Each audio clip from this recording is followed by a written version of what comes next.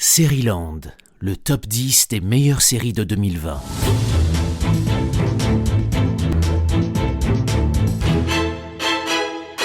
Vous écoutez Seriland et cette semaine, je vous ai proposé de jeter un coup d'œil dans le rétroviseur de cette année 2020.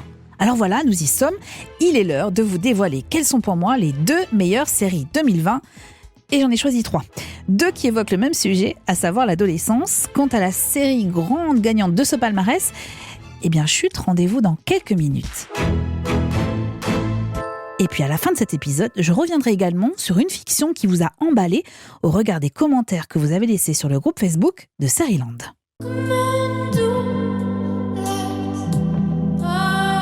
À la seconde place. Et oui, je n'ai pas réussi à me déterminer, je ne suis pas parvenue à trancher. 2 séries évoquant l'adolescence m'ont enthousiasmée cette année. La première est à voir sur Netflix, elle est sortie au début du mois de décembre et s'appelle Grande Army.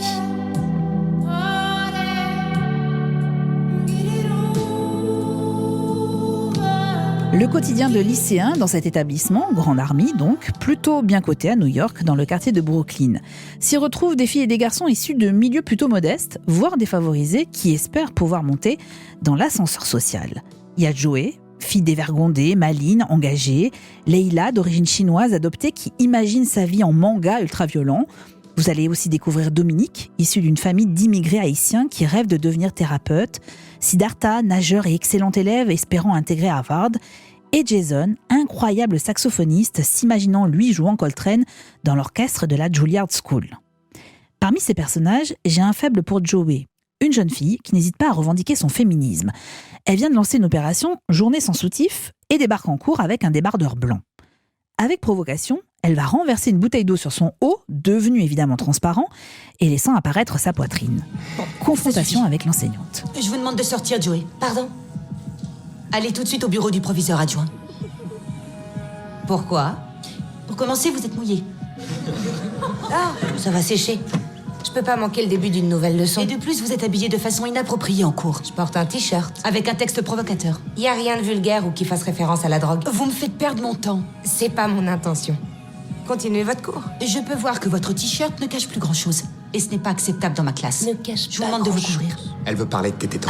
Monsieur Friedman, je vous remercie, mais je n'ai pas du tout besoin que vous parliez à ma place. Attendez, vous voulez dire que mes tétons ne sont pas les bienvenus dans votre cours ? Sortez immédiatement, Joey. Tout le monde a des tétons. Pourquoi les miens seraient inappropriés ? Si vous voulez me faire sortir de la classe alors que j'ai le droit de rester, je crois que vous devriez au moins m'expliquer quel est le problème exactement. C'est parfaitement vulgaire. C'est une salle de classe et vous êtes habillée comme une prostituée. Elle est sérieuse ? Vous êtes à la limite de la prostitution pour attirer l'attention et vous perturber les autres, Joey. Si seulement vous aviez un peu plus d'amour-propre. J'ai eu un coup de cœur pour cette série parce qu'elle s'empare des thèmes liés à l'adolescence sans jamais sombrer dans la caricature. Il y est question d'identité avant tout, mais aussi de conditions sociales, comment on se construit et s'impose dans la société, comment on tente de lutter contre une forme de déterminisme. La série va basculer dans le drame à l'épisode 3, je vous laisse découvrir pourquoi, mais sachez que cela donne une dimension supplémentaire à ce qui aurait pu être qu'une série d'ados pour ados. Pour la petite histoire, sachez aussi que Grande Army est l'adaptation d'une pièce de théâtre de Cathy Capiello, la créatrice de la série. Elle était alors prof d'art dramatique et pendant des années, elle a consigné les histoires de ses élèves. Grande Army, c'est une saison de 9 épisodes à ce jour, à voir sur Netflix. Nous y avons consacré une partie d'un épisode de Seriland évoquant les séries pour ados. À la place numéro 2. À propos de fiction pour ados, une série m'a conquise, m'a bouleversée. Un format court, 10 épisodes, 6 minutes chacun, intitulé « Tu préfères ». J'ai eu un immense coup de cœur pour les 4 jeunes de 16 ans apparaissant sur mon écran. Shai, Djeneba, Aladi et Ismaël.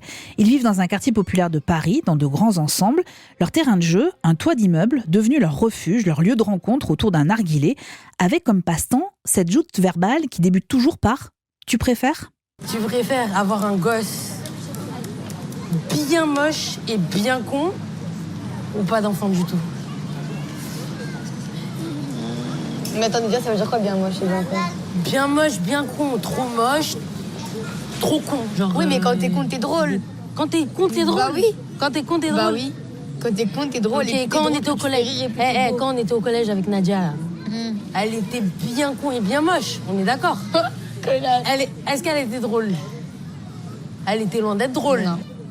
Oui, mais Moi, c'est mon pas choix, pareil. je pense, c'est pas d'avoir d'enfant. Ouais, T'es ouais. sérieuse ou quoi? Ouais. Mais jamais de la vie. Je préfère tout à pas avoir d'enfant. C'est impossible, c'est trop le pire. Tu sais très bien c'est quoi mon emploi du temps de la vie. De mes 18 ans à mes 22 ans, je rencontre l'amour de ma vie, je reste avec lui. Mes 22 ans, je me marie directement jusqu'à mes 30 ans. Mes 30 ans, j'ai mes 5 enfants. Et après, avec mon mari, je bombarde ma vie, genre je m'éclate. Je kiffe avec mon mari, mes enfants. Même si c'est un enfant bien con et bien moche, je le prends direct. Vraiment. Non, mais toi, tu crois trop la vie, elle est rose, toi. Si tu peux pas t'occuper d'un enfant, par exemple, il faut pas en avoir un. Mais j'en ai avoir Dans ma 5. classe- Dans ma classe, tu sais, il y a des meufs, tu sais ce qu'elles disent? Elles disent qu'elles n'auront pas d'enfants parce que ça pollue trop la terre et... Ça me dégoûte les meufs qui parlent comme ça en fait. Je peux leur cracher dessus. Ils ont eu de l'amour et ils sont pas prêts à en redonner en fait. Qui n'a pas joué à ce jeu de tu préfères? D'ailleurs, vous préférez la fiction ou la réalité? Rarement une série n'aura flirté autant à la frontière entre les deux. Sans doute parce que chaque épisode a été tourné en improvisation dirigée. Les deux réalisatrices, Lisa Coca et Romane Guéret, ont donné aux 4 jeunes des situations, les ont dirigées également, mais ont surtout capté leur dialogue et leur façon de s'exprimer. Et quelle réussite! Jamais, à mon sens, l'adolescence n'a été aussi bien traitée, entre conversations cash et pudeur des sujets évoqués notamment quand il est question de sexualité. Leur tu préfères devient des sujets de questionnement existentiel sur la famille, l'amour, la religion, l'homosexualité, le futur. Et au gré de ces 10 épisodes, on pressent le changement de chaque ado, leur évolution et des liens d'amitié qui se délitent. Le dernier épisode est remarquable en ce sens. Nouvelle question, nouvel extrait. Ça veut dire aujourd'hui, tu préfères faire un taf que t'aimes bien de ouf, mais tu gagnes un SMIC, ou avoir 10 000 euros par mois, mais tu fais un taf de merde. Quoi comme taf de merde, tu gagnes 10 000 euros? Laver les toilettes publiques.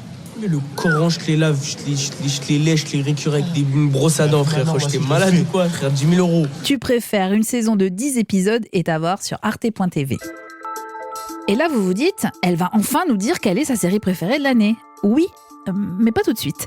Parce que je vous ai lu, j'ai vu vos messages sur le groupe Facebook Série-Land, sur Instagram, et j'ai compris que vous aviez eu un coup de cœur pour cette série.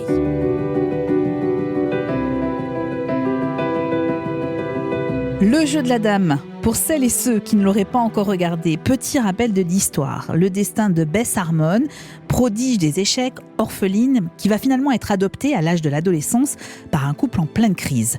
Nous sommes alors dans l'Amérique des années 50. La jeune fille décide de devenir une des meilleures joueuses d'échecs au monde, rivalisant avec les Russes et enterrant tous ses confrères hommes. Mais le parcours est long, difficile. Bess doit gérer notamment son addiction aux anxiolytiques et à l'alcool. Je déteste les échecs, je n'y comprends rien, et je reconnais pourtant être restée fascinée devant mon écran. Le personnage de Bess Harmon est complexe, légèrement sulfureux comme il faut, elle a un charme fou dans ses tenues sorties d'un musée de la mode. Et puis la série repose aussi sur le suspense qui sous-tend chaque rencontre. Alors je comprends parfaitement que vous ayez été séduit par cette série en une saison de 7 épisodes à voir sur Netflix. Mais Le jeu de la dame n'est pas ma série préférée en 2020.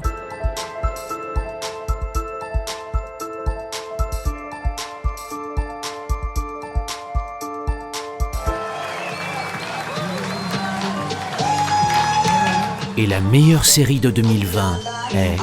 I May Destroy You, disponible sur OCS, l'œuvre de Michaela Coel. Elle en est l'autrice, la co-réalisatrice et l'actrice principale, mais ce n'est pas tout. Cette série est aussi une partie de son histoire. Elle incarne Arabella, dite Bella, une jeune femme repérée par une maison d'édition qui vient lui commander un roman. Elle a une nuit pour le finir, une nuit au cours de laquelle elle retrouve un ami dans un bar pour un verre, puis 2, puis quelques autres, un peu de cocaïne aussi. On va l'entendre rapper dans un bar, on va l'entendre rire. Et puis on la retrouve au petit matin. Elle est devant son ordinateur en train de travailler, elle a une plaie au front, son portable est brisé. Et au fur et à mesure de la journée, des flashs lui prennent la tête, au sens propre du terme. Arabella se confie alors à sa meilleure amie. J'avais un genre de truc dans ma tête avec un gars. Il est dans des toilettes, je crois, tu vois, et il est... Je sais pas, il fait un truc vraiment chelou. Il est plutôt essoufflé et grave en sueur. Il a de super grosses narines et c'est comme s'il bloquait la porte. Et du coup, elle fait... Je sais pas, comme un boom régulier. Ouais, comme si... Tu sais, comme s'il bloquait la porte, quoi. Les flashs d'Arabella, c'est le visage d'un homme, son violeur, qu'il a drogué avec du GHB avant de commettre son crime dans les toilettes d'un bar. Débute alors pour Arabella un long processus. I May Destroy You, c'est l'histoire d'une reconstruction, du long parcours qui attend cette femme. Et elle a d'ailleurs un truc incroyable, Arabella. Elle cherche à tout relativiser pour éviter de se victimiser. Extrait d'une lettre qu'elle a écrite. Est-ce que je comprends seulement ce que ça fait que d'être une femme qui lutte ? Une fellation forcée, c'est pas la mer à boire, alors qu'aujourd'hui, des filles sont lapidées parce qu'elles ont un téléphone portable, ou meurent d'hémorragie après avoir subi une excision, ou encore se retrouvent avec un utérus endommagé à vie par des miliciens qui les violent systématiquement en période de conflits civils et de guerre. Cette réalité est-elle un rappel humiliant qu'il ne faut pas faire trop de vagues à propos de ce que j'ai vécu ? Ou bien est-ce un signal m'incitant à le crier ? Et mes cris peuvent-ils aider celles qui hurlent en silence ? Est-il temps que je serve une nouvelle tribu ? Un jour, j'espère le savoir. Chaque épisode est l'occasion de s'interroger sur la notion de consentement des femmes et des hommes aussi, car son meilleur ami homosexuel a également été victime d'un viol. Tous les deux sont noirs, c'est important de le dire parce que la série parle aussi de gens racisés. Michaela Coel filme en se positionnant toujours du côté de son héroïne. Elle est dans sa tête et nous embarque avec elle. Et parce qu'elle est une fille absolument lumineuse, on se retrouve dans une série lumineuse, malgré le sujet et malgré le drame qui se joue. Regardez bien le final de la série, j'ai rarement vu un épisode aussi puissant et aussi bien écrit. 12 épisodes de 23 minutes à voir sur OCS, mais également sur Amazon Prime Video. Je vous recommande d'ailleurs les épisodes de Seriland consacrés aux violences faites aux femmes et celui sur les questions raciales dans lesquelles nous abordions également cette série.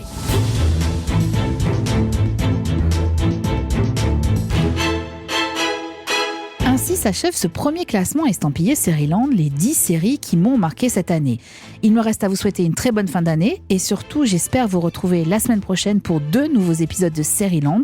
Le premier, concocté avec Margot Barallon, reviendra sur la cuisine dans les séries et pourrait vous faire saliver. Le second reviendra sur les moments forts des grands entretiens que je vous ai proposés depuis le lancement de ce podcast.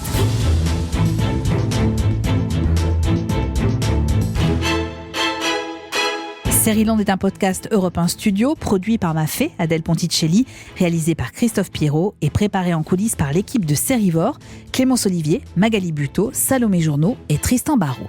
N'hésitez pas à réagir, notamment sur la page Facebook Seriland, et puis on compte sur vous toujours pour nous attribuer de petites étoiles sur les plateformes d'écoute. Je vous rappelle que nous sommes désormais également disponibles sur Deezer, mais la règle ne change pas. Attention dans Seriland, une règle et une seule, pas de spoil. Et puis abonnez-vous, comme ça on ne se quittera plus.